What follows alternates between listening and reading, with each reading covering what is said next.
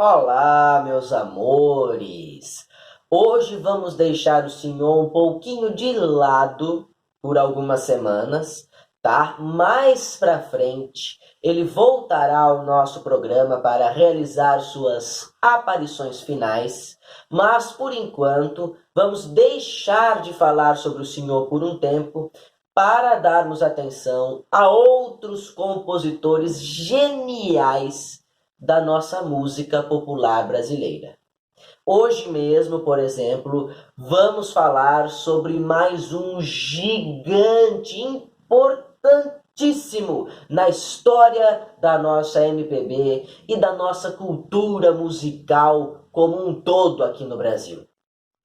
Eu estou falando dele, de Ismael da Silva, que adotou o nome artístico de Ismael Silva, sem o "da" no meio, certo? Ele nasceu no dia 14 de setembro de 1905, na cidade de Niterói, no estado do Rio de Janeiro.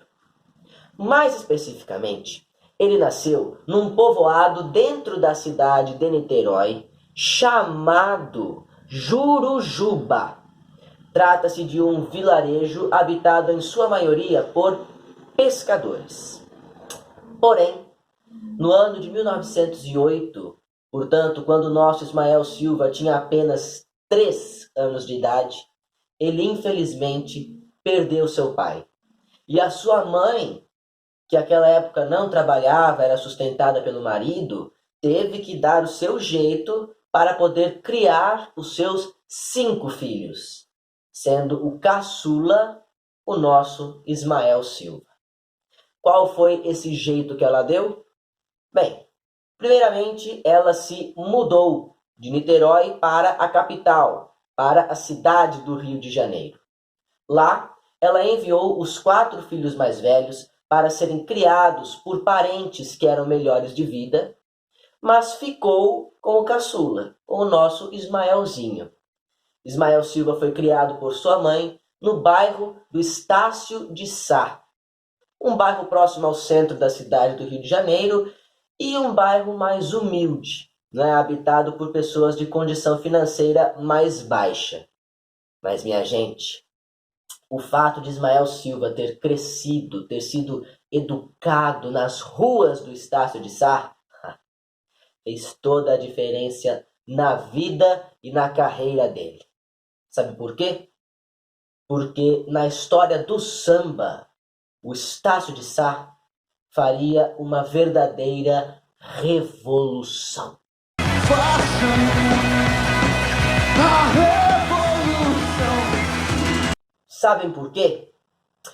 Todos os sambas que nós estudamos até agora, desde lá de Pelo Telefone, passando por todas as canções do Senhor que a gente viu, todos esses sambas ainda tinham muita influência do maxixe. Eram sambas amaxichados, como a gente chama, não é? O próprio Senhor, por exemplo, não era o rei do samba? Era, mas ele era o rei daquele samba que se fazia bem no comecinho do século XX, lá nos anos 1910, 1920. Foi a partir dos sambistas do Estácio que o samba, enquanto gênero musical, começou a se libertar do maxixe e a adquirir contornos próprios, particulares, definidos. Ok? O próprio Ismael Silva, numa entrevista do ano de 1974, vai tentar explicar qual era a diferença entre esse samba amaxichado e o samba do Estácio de Sá. Portanto, permitam-me que eu leia um trechinho desta entrevista que está contido aqui no caderninho da nossa coleção, certo? Esse é o volume de número 21, que trata sobre o Ismael Silva. E nessa entrevista, o Ismael Silva diz mais ou menos assim: quando comecei, o samba não dava para os agrupamentos carnavalescos andarem nas ruas, conforme a gente vê hoje em dia. O samba era assim: tan, tan, tan, tan, tan, tan. Não dava. Como é que um bloco ia andar assim na rua? Aí a gente começou a fazer um samba assim. Bum, bum, paticum, bum, pro gurundum. E deu certo. Permitam-me tentar reproduzir no batuque o que foi que o Ismael Silva tentou dizer com essas onomatopeias. Vamos lá. O samba machichado. Tan, tan, tan, tan, tan, tan. Agora o samba do Estácio.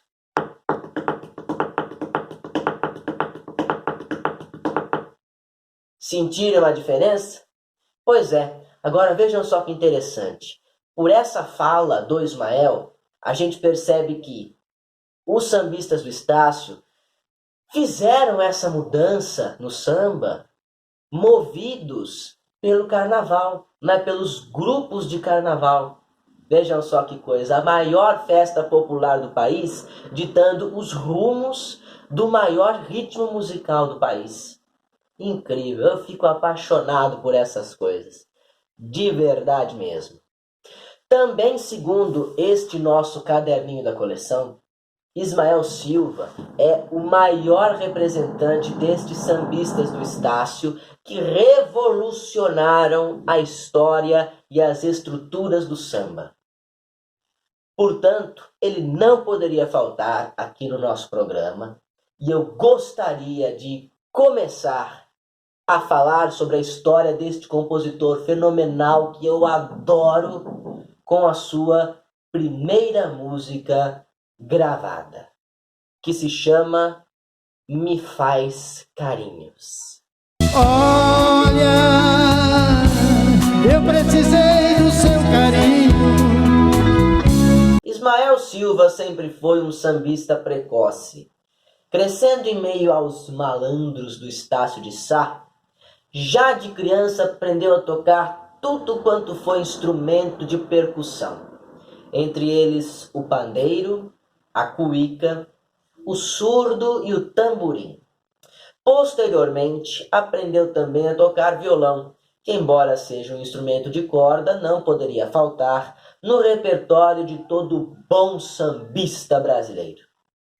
A primeira composição de Ismael Silva aconteceu aos 14 anos de idade, no ano de 1919. Trata-se do samba Já Desisti, que nunca foi gravado. Sua primeira composição gravada viria apenas no ano de 1928, quando Ismael Silva contava então 23 anos de idade.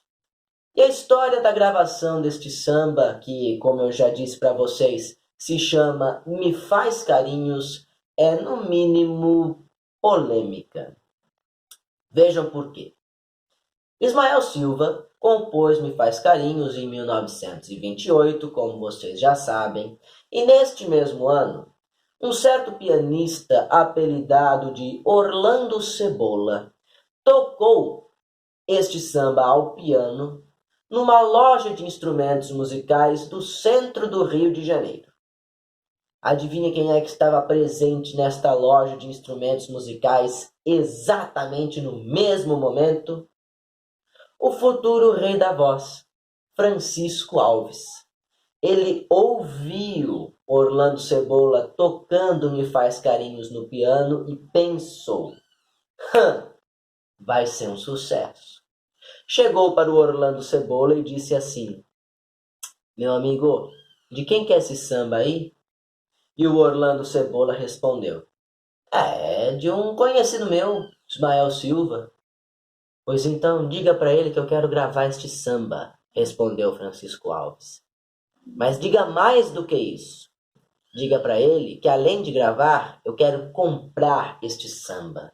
Eu quero que o meu nome apareça lá no disco como se eu tivesse feito parte da composição desta música.